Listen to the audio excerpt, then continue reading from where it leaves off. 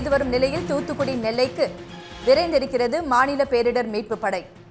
இது குறித்து முழு விவரங்களுடன் இணைகிறார் செய்தியாளர் கண்ணன். கண்ணன், தற்போது அங்கு மழை நிலவரம் என்னென்ன நடவடிக்கைகள் எடுக்கப்பட்டிருக்கின்றன? முழு விவரங்களையும் பதிவு செய்யுங்க. நிச்சயமாக தமிழகத்தை பொறுத்தவரையில் தென் மாவட்டங்களில் இன்றும் நாளையும் கனமழை பெய்யும் என்று இந்திய வானிலை ஆய்வு மையமானது தெரிவித்துள்ளது.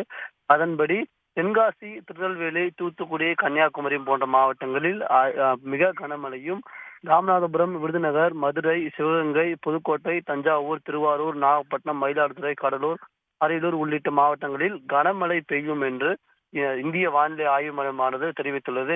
இந்நிலையில் வருவாய் நிர்வாக ஆணையர் சாய்குமார் இந்த மாவட்ட ஆட்சியர்களுக்கு ஒரு கடிதம் ஒன்றை எழுதியுள்ளார். அந்த கடிதத்தில் பேரிடர்களை அதாவது மழையை எதிர்கொள்ள நிலையான வழிகாட்டு நெறிமுறைகளின்படி தயார் நிலையில் இருக்க வேண்டும் என்று தெரிவித்துள்ளார். மாவட்டத்தில் உள்ள அனைத்து துறைகளும் தயார் நிலையிலிருந்து இந்த மழையை எதிர்கொள்வதற்காக தயார் நிலையில் இருக்க வேண்டும் என்று தெரிவித்துள்ளார்.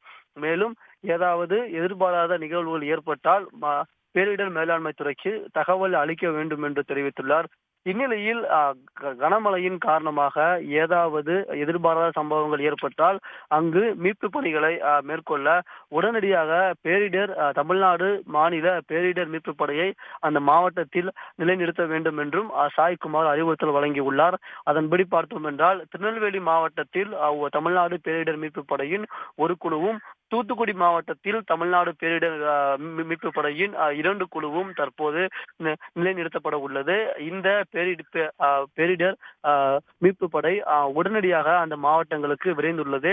குறிப்பாக கூற வேண்டும் என்றால் மழை காலத்தில் மீட்பு பணிகளை மேற்கொள்வதற்கான அந்த ரப்பர் படகுகள், மரம் மறுக்கும் இயந்திரங்கள் உள்ளிட்ட அனைத்து மீட்பு உபகரணங்களுடன் திருநெல்வேலி மற்றும் தூத்துக்குடி மாவட்டங்களுக்கு தமிழ்நாடு மாநில பேரிடர் மீட்பு படையானது விரைந்துள்ளது.